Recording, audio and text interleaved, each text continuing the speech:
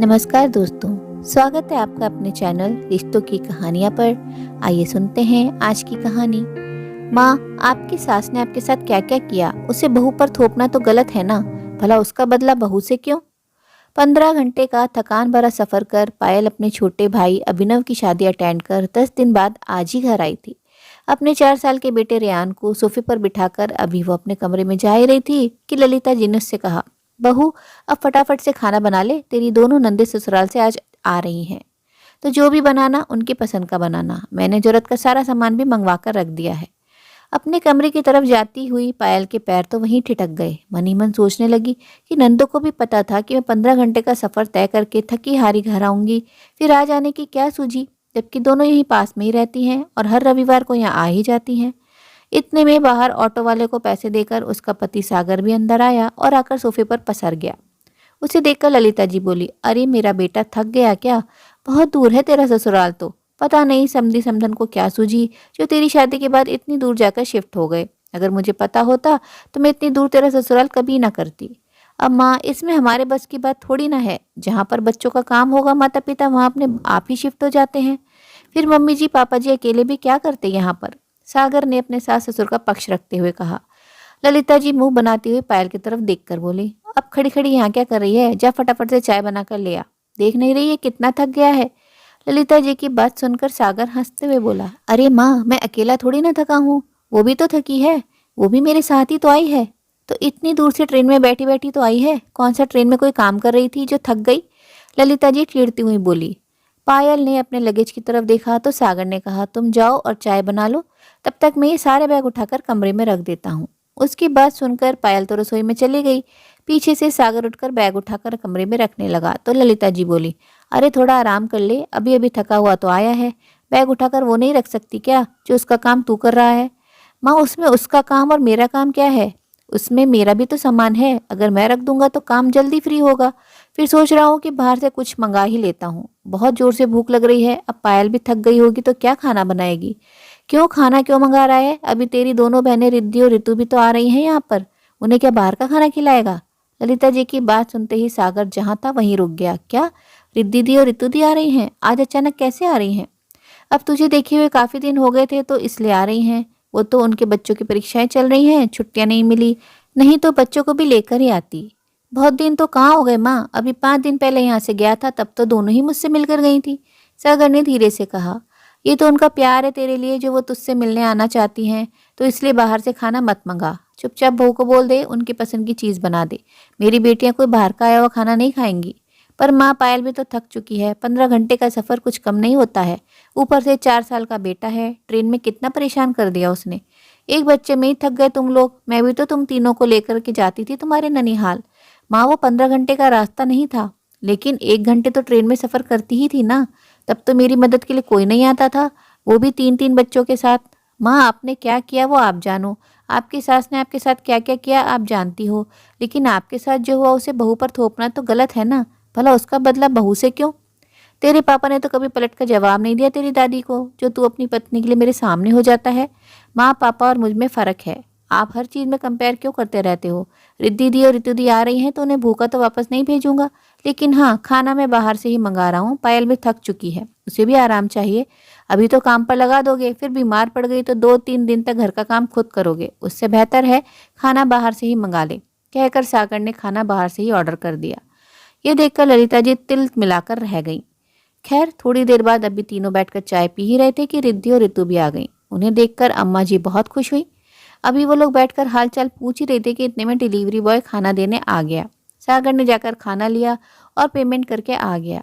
ये देखकर रिद्धि और ऋतु ने ललिता जी की तरफ इशारा करके पूछा, क्या बात है, खाना बाहर से क्यों मंगाया है? भैया, आजकल की बहुओं को जोर आता है नंदों के लिए खाना बनाने में, इसलिए बाहर से खाना आया है। ललिता जी भी धीरे से बोली। पर यह बात पायल को सुनाई दे गई, पर वो कुछ न बोली, बस उठकर रसोई में आ गई, क्योंकि वो जरा सा बोलेगी तो ललिता जी 10 बातें सुनाएंगी। और इस बार तो 2 नंदे भी साथ बैठी हुई थी। सागर और पायल ने मिलकर खाना निकाला और सब लोग साथ ही खाना खाने बैठ गए। इतने में रिद्धि बोली, कुछ भी कहो पायल, तुम बड़ी भाग्यवान हो जो तुम्हें ऐसा ससुराल मिला है। पूरे परिवार के साथ बैठकर खा रही हो, वरना हम तो रोटियां बेल बेल कर ही परेशान हो जाते हैं। तुम्हें तो इसके लिए बहुत दान धर्म करने चाहिए और भगवान का शुक्रिया अदा करना चाहिए जो तुम्हें हमारा भाई मिला। जो कम से कम यह तो समझता है कि बीवी थकी हुई है तो बाहर से खाना मंगा लो, वरना हमारे पति तो खाना बनवा ही लेते थे हमसे। रितु भी साथ के साथ बोली। पर पायल मुस्कुरा कर रह गई। अरे वो तो मेरी दोनों बेटियां एक ही घर में हैं जो हिल मिलकर काम कर लेती हैं, नहीं तो इतना बड़ा परिवार है, कोई और होती तो बहुत बुरी हालत हो जाती। पर माँ कुछ भी कहो, ये तो इन दोनों की किस्मत इतनी अच्छी है कि इनकी सासू माँ बराबर इनके साथ रसोई में लगी रहती है खाना बनाने के लिए, और क्या शानदार खाना बनाती हैं। और इनकी दोनों नंदे भी कोई भी काम हो भाग भाग कर काम संभालती हैं। सागर ने कहा तो ललिता जी तुनकते हुए बोली, क्यों तेरी बहनों ने क्या तेरी शादी में भाग भाग कर काम नहीं किया था?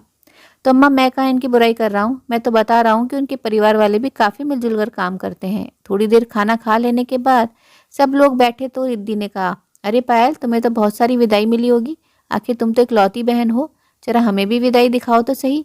तभी ऋतु भी बोली, हाँ हाँ हम तो आज इसीलिए आए हैं कि हम भी तो देखें आखिर हमारी भाभी को अपने मायके से क्या क्या मिला है। जब दोनों ने कहा तो पायल उन्हें अपने साथ ही कमरे में ले गई। पूरा परिवार वहीं बेडरूम में ही बैठ गया। तभी पायल ने विदाई वाले बैग खोलकर दिखाए। सचमुच बहुत सुंदर सुंदर साड़ियाँ थीं। अरे वाह, ये तो कितनी शानदार साड़ी है, इस पर तो एम्ब्रॉयडरी वर्क किया हुआ है, लगता है हाथों से किया है ना? रिद्धि ने पूछा तो पायल बोली, हाँ दीदी, ये माँ ने स्पेशली कहकर मेरे लिए बनवाई थी, बहुत महंगी पड़ी पर। अरे तो हाथ की कारीगरी तो वैसे भी महंगी ही पड़ती है, मुझे तो ये साड़ी बहुत ही पसंद आई। बीच में ही रिद्धि भी बोल पड़ी। उसकी बात सुनकर पायल मुस्कुरा दी, लेकिन तभी ललिता जी बोली, अरे रिद्धि तुझे ये साड़ी चाहिए तो तू रख ले, भाभी होने के नाते पायल तुझे दे ही सकती है। ललिता जी की बात सुनते ही पायल के चेहरे से मुस्कुराहट ही गायब हो गई। लेकिन सागर बीच में ही बोल पड़ा, दीदी आप लोगों को ऐसी साड़ियाँ चाहिए तो मैं बनवा दूंगा, इस बार रक्षाबंधन पर मेरी तरफ से ऐसी ही साड़ियाँ आप दोनों के लिए। अरे क्यों बेवजह खर्चा कर रहा है, जब साड़ी है तो यही दे दे।